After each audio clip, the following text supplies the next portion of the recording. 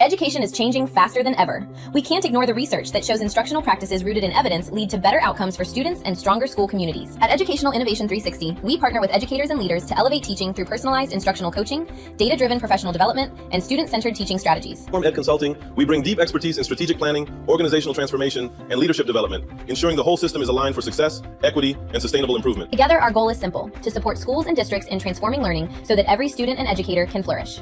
Stay informed, stay innovative, stay student-centered. Subscribe to Educational Innovation 360's YouTube channel to get the latest news and updates. Hello, everyone. I'm David Johnson from Transform Ed Consulting, and it's my pleasure to have as our guest today, Tanya Lewis-Jones. Tanya Lewis-Jones, PhD. She's Director of New Charters in Albany, New York. Tanya, thank you for being with us today. Thank you for having me. Appreciate it. Now, let's talk a little bit about New York. You know I'm a New Yorker. I do. Do you miss it? How did you survive the snowstorm you had, 2 weeks ago, 1 week ago? You know, I feel like if you're born and bred in the Northeast, it just comes with the territory. So you put your boots on and keep it pushing. Okay, here's going to be the telltale. Do you put snow tires on your car? I do not. You don't? No. Okay. Yeah, and change. Do you use change at all? Nope. Okay. All right. Well, there you go. Tanya Lewis-Jones, PhD, Director of New Charters, Albany, New York, is an education policy leader, researcher, and consultant dedicated to advancing linguistic justice and equity in schools. She recently joined New York State Ed's Charter Schools Office, supporting the U.S. DOE, Department of Education, Charter Schools Program Grant. With more than 2 decades in the profession, Tanya's work is rooted in teaching and supporting teachers. She served at the SUNY Charter Schools Institute, leading application cycles, supporting the opening of new charter schools, and managing New York State Ed's Teaching in Remote Hybrid Learning Environments grant. Voices in the Classroom, Linguistic Interactions in African American English in Early Childhood Education. Her recently published book extends her research in language, identity, and educational equity. Jonesy, you and I are going to have a great conversation today. I'm looking forward to it. Well, tell us first, how did you get here? What's your interest in linguistics and African American English, and where did you get your doctorate? All those things about you that led you to the place we are today. So I want to start by saying that I am so much more than this education, and I think that having this I'm a Black woman, and having this lived experience really led me to this point. I'm a child of the 70s, and I guess I'm aging myself, which is I'm perfectly fine with that. But I grew up in the wake of the civil rights movement, and my parents were very, very militant and wanted me to understand and know and appreciate the value of education. And in my experience, I really, really started to, as I grew older, I really, really started to understand that. But when I became a parent, I think that's what really brought a new lens to my understanding of what education can do. I think sometimes when we're in education and we're experiencing it ourselves, we have one perspective, but then when we see it as a parent and a parent of 2 Black girls, it takes a different shape. It takes a different lens. So wanting to protect them, wanting to guide them, wanting to ensure that their education was the best that it could possibly be, that's what led me here. Mm-hmm. I have my doctorate from University of Buffalo, and I got specifically into linguistics through my advisor, who was working on a study looking at African American English and how it is used, how it presents when you're using ASMR. Mm-hmm. And my initial interests were in racial congruence. She asked me to join this study, and I was thinking about how could I make that work? How could I make this linguistic study? How could I marry the two? So in your dissertation, was it qualitative, quantitative, and what was the research design for it? It was a mixed method, because I feel like, and I said this in my dissertation, and I also say this in my book, we can, statistics, I have a troubled relationship with statistics, because I think, in my research, it was born out of the eugenics movement. So we can quantify things. But I think that when we're talking about humans and language, it is hard to solely quantify it. So mm-hmm. I really felt like we needed to look at the numbers, mm-hmm. but we also needed to marry that with the human side of what was happening. That makes very good sense. And you said your approach was mixed methods. Yeah. So I'm sure that you uncovered things data-wise as well as soft data-wise with your qualitative portion of your dissertation. So what I would say is Statistically, not really. Okay. It was statistically some of the data we found was would be deemed statistically insignificant. Okay. I would personally argue that it was such a small sample size. Uh-huh. I think the point of my dissertation and my work is that it needs to be extended. Well, let me present that question to you this way. Mhm. What did you learn, you and your professors, the persons who sat on your committee, let's say, what did you learn from that experience? So my initial hypothesis was that we were working in an early childhood setting in Western New York. And my initial hypothesis was that Black children would likely change how they spoke depending upon the examiner or, the examiner with which they were communicating. Mhm. And I just knew, I was thoroughly convinced Mhm. that was going to be the case. It was not. I would argue, Jonesy, that that's your takeaway. That's what you learned. That is That is what you absolutely learned. what we all learned, right? Right. That that's Right. not the case. But that actually what did change was what was impacted was the ways in which the examiners engaged with the children. Well, So I'm going to say to you, and I didn't say this to you earlier, it seems like the students learned code switching. But we better jump into our topic for today. The title is Voices in the Classroom, and that's part of the title to Jonesy's book. And our bullets today are what research finds works and who is being systematically denied access, how Black and Brown children's linguistic identity is treated as a deficit, what happens in the micro movements between teachers and children, and what educators, leaders, and families can control. Where would you like to start, ma'am? I think I'd like to start with just generally going a little bit further into the book and which is based on my dissertation, Mhm. and having a greater conversation about how that came about and what happened in those findings, because I think it was a very powerful thing to discover that Black examiners. I think this makes there's a greater argument here, but the Black examiner, when a child spoke AAE, was unaffected, just kept moving. The white examiner tended to interject, tended to correct, even when it was unnecessary. So if the child was communicating a thought, you could still understand the child's thought. If the child said, I'm fitting to go here, it never changed. You could still understand what the child was communicating, but the white examiner tended to correct. You mean you're intending to go? Why is that necessary? That's what I wanted to ask you. What is the purpose of speech? What is the purpose of communication? What is it that we are trying to achieve by speaking or communicating with others? So I think we're trying to communicate ideas, thoughts, information. But I think in the school setting, it also serves I think that we're serving this kind of dual purpose. And it's this idea of norming, of fitting a specific way of communicating, which is general American English. So when you step outside of that, there is this, and I think that it's structural, right? Institutions teach teachers to instruct children in this way. But I think that there's this dual fold. You want them to communicate ideas, express answers, but you also want to ensure that they are coming into the fold and assimilating. Coming into the fold. There's a radio show I listen to every Sunday called Way with Words. And just last Sunday, it was one of the guests, or one of the hosts rather, gave a long speech about how we associate various socioeconomic levels depending on how the person speaks. Could you speak to that for a moment? Racial linguistics. It's race, language is a proxy for race. So when a child says certain things using the vernacular, using African American English, we make assumptions. We make many assumptions. We make assumptions about, we automatically assume they are wrong, they are less educated, and that they need correcting and fixing. Mm-hmm. And that is occurring at the early childhood phase. So can you imagine what that does to a 4-year-old? And that was my next topic. How do the students respond when teachers correct them?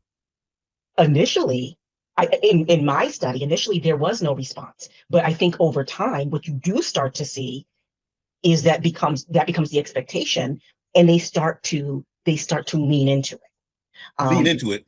Lean into speaking the general American English. And there's no need you don't have to do that. Why? What's wrong with saying what I say? The way I say it. There isn't anything wrong. You understand I can communicate, you understand what I'm saying, but it's just this idea of the norm. Well, let me present this to you. Mm-hmm. You're a principal of a school. Your students are going to take standardized tests. And typically now in the United States, there's language arts, and there's math. Language arts, of course, reflects the language arts assessments reflects the language. If you're a principal, of course, you want your students to do well because it reflects on your school, it reflects on you as a principal, it reflects on the whole district. So what role does a principal play in young people's learners' acquisition of normed language? What do they play? Right. Or what should they play? Okay, go ahead. I mean, the reality is not, and I understand that this is complex, right? And I think that's where I struggle with a lot of these themes is this is a system that is built that is not designed to accept folks, people, Black and brown students. It's not designed for us at large. So there's always going to be this dichotomy of how do I honor these students who maybe present in a different way, but get them to meet the test scores? What do I think? I think education as a whole, we need to shut it down and start again. That's not the reality. But I think, and this is why I think people should read my book, because there are different ways and there are different tools in which we can use to honor the language. Right. We don't have to correct them, as we can say, here is another way of communicating that. You don't have to denigrate a child to get them to see a different way. Let's talk about code switching. And here's another piece of it. I know there was a movement, I would assume that it continues, but there was a movement that before every lesson, teachers were to say and even write on the board how the knowledge from that lesson would be applied in real life. So put that together with code switching and teaching students how what they're learning is applicable to real life.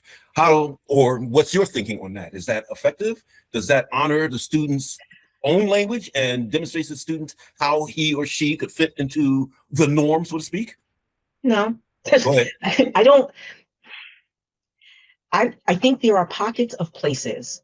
I hate to come on in spaces like this and kind of shoot down education. I think there are pockets of places that do amazing things, but generally from a systemic standpoint, no, I don't. And I'm thinking, when I say this, I'm thinking specifically of Black students. No, because you're not, even in that objective and showing the practical application in that objective, you're going to say, I will do X, Y, and Z. You're not going to say, like I just gave the example of I'm fit enough. You're not, teachers don't say that. And when we think about the primary population of teachers is white women, how many white women have that understanding of African American English, where it came from, what it means to us, how to express it?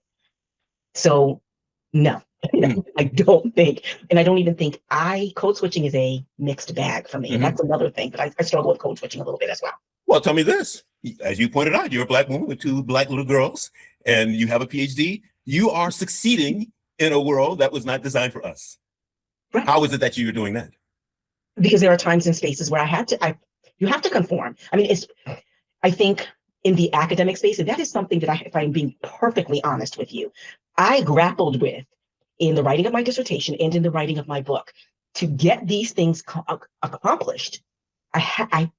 There's some part of it that I was me and I used my very unique style and voice, but then there's parts of it in order to get what I had to get, what I wanted to get, I had to do it in a specific way. It's the irony of this book. Did you code switch? Now here's a belief I hold, and I hold this belief very, very tightly, and that is the doctoral experience is what I call a reacculturation. Its purpose is to change how you think, how you do entirely. And here's a little joke. Indoctrination is what the other guy does. But really, school and a doctorate is a re-indoctrination, a reacculturation regarding knowledge and thinking about how knowledge is, there's a word, I can't get the word right now. Or what constitutes knowledge and how do you prove knowledge? So how did you manage that as a Black woman in a world that was not designed for us? I'm smiling because in my defense, literally, what I literally said is that it is one of the most difficult things to sit here and have to present my information, what are my thoughts on this process, to 3 white women who literally hold my, quote unquote, to a certain extent, future in their hands, right? And so I have to get it, I have to dance. I have to do the dance. But once I've got it, I don't got to dance no more. I'm with you. I'm with you. I got it. I'm know. here. And now it was something I do try to do, particularly with my writing, my Substack, is I try to keep it a buck. I try, like, I'm going to use my voice in the way I deem appropriate.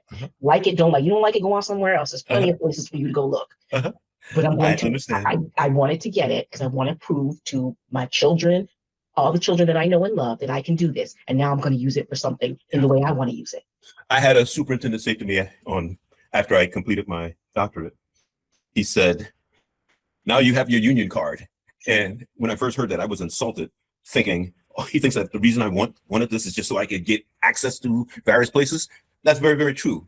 But I wanted a doctorate because I wanted to think differently. I wanted to think better, so to speak, and know and be a better critical thinker. I wanted that. I think what you're saying somewhat suggests the same thing, that when you have these degrees, when you have these certificates, it gets you access.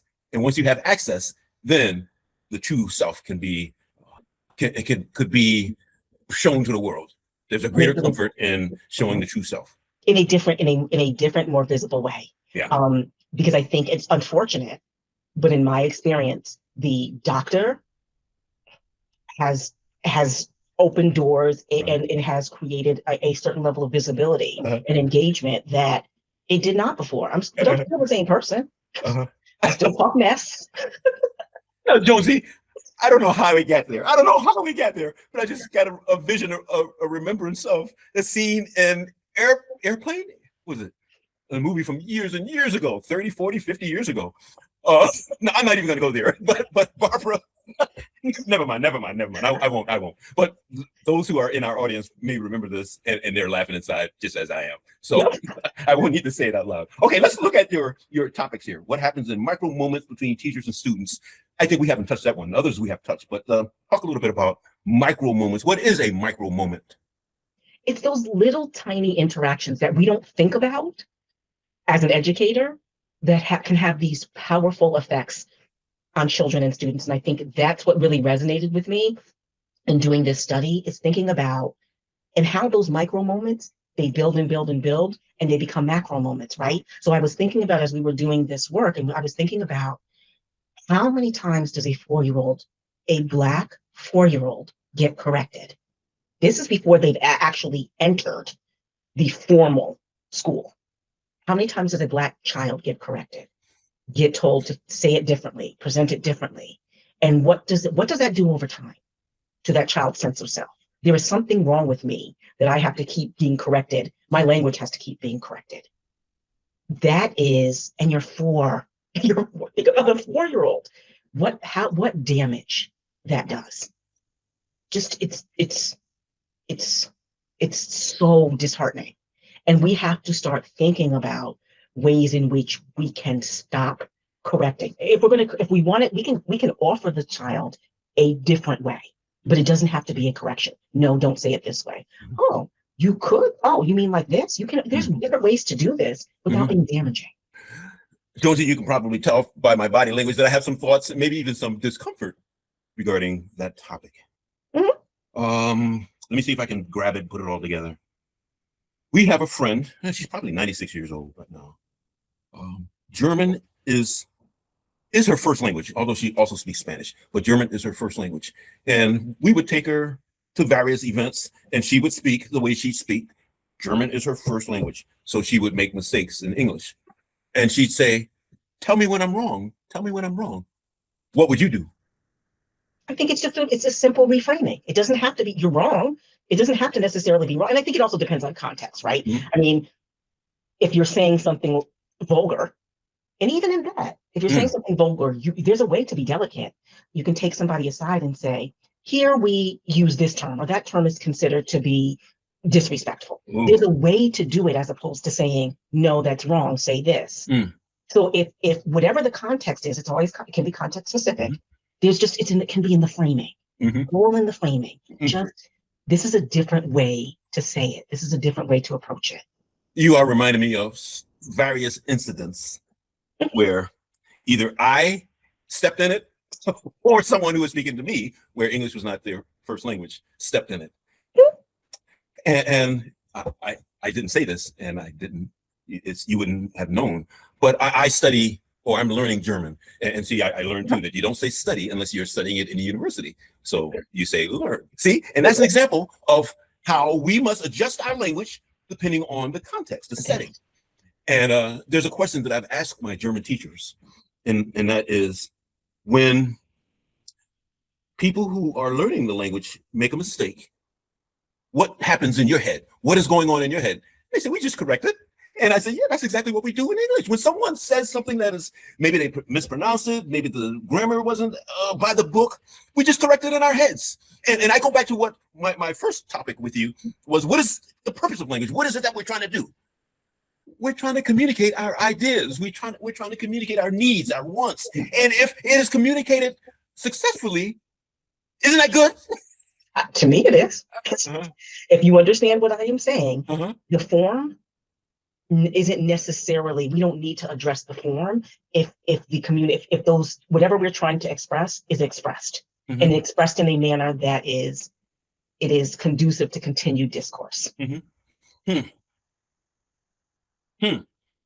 I'm thinking of someone where English is not their first language. Oh, I can give you an example.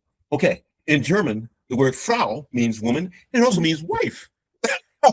So once when I was living in Germany, I was having my car repaired, and one of the people working there was trying out his English, and he would refer to what would be my wife, or who would be my wife, as my woman.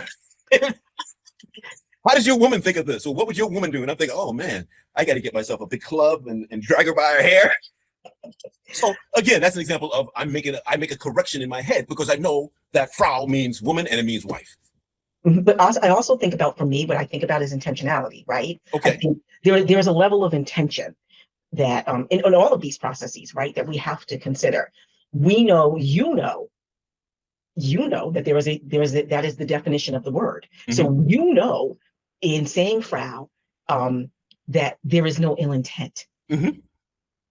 So Frau is Frau, whatever. And I think when you're thinking about this from the standpoint of a teacher, right, and a child, I think you have to remember that these are children.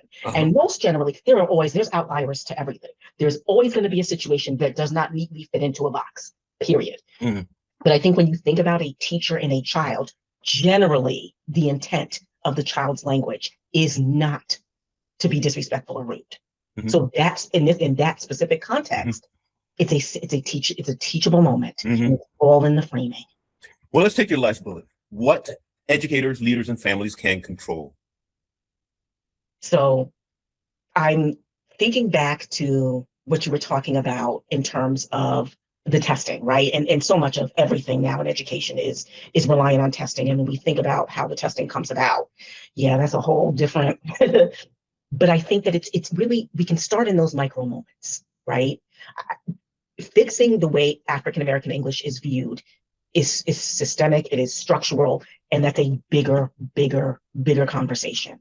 I think it's just in those micro moments, stopping to think before you correct a Black child, stopping to think and saying, how can I expose this child to a different way of thinking without damaging their psyche, without letting them think there is something wrong with what they're saying? Jonesy, we can talk forever. You have a wealth of knowledge, particularly with that book behind you. And that book was just released in December. I see it was released in December. So it certainly is recently published book. So congratulations. Congratulations.